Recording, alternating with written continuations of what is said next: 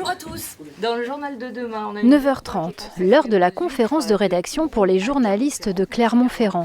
Et ce matin, Gaëlle a une bonne nouvelle et un scoop aussi. Alors moi j'ai une info, l'égérie qui a été sélectionnée pour l'affiche du Salon de l'Agriculture de Paris est de chez nous, elle est du Puy-de-Dôme, c'est une salaire.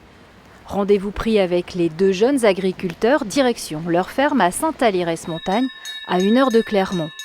Sur place, Gaëlle et Richard le photographe Ouais, super, merci beaucoup. passeront près d'1 heure avec Marine, Michel et Ovalie, la future tête d'affiche du Salon de l'Agriculture, prévue à la fin du mois de février 2023. Cette vache, qui est-elle? D'où vient-elle? Qui sont les agriculteurs qui l'ont élevée? Pourquoi ils se sont lancés dans la race salaire? Et comment ils ont choisi cette vache pour être sur l'affiche du Salon de l'Agriculture de Paris?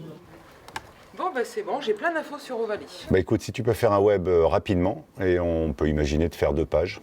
Pas de temps à perdre, Gaëlle doit écrire rapidement un article pour le site internet du journal.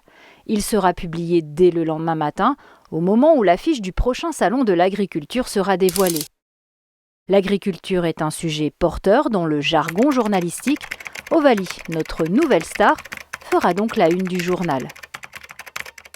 Il ne faut pas oublier que du coup, elle sera non seulement sur l'affiche du Salon de l'Agriculture, on la verra partout en France, mais elle sera aussi présente pendant toute la durée du salon, presque 2 semaines à Paris.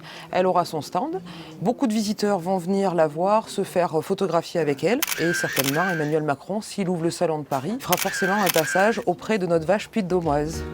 On résume, cette info locale et nationale a fait l'objet de la une et de 2 pages dans le journal papier. On est heureux et puis on espère surtout être à la hauteur de ce qui va nous être demandé tout au long de ces prochaines semaines. Pour le site internet lamontagne.fr, un sujet en vidéo est réalisé en complément.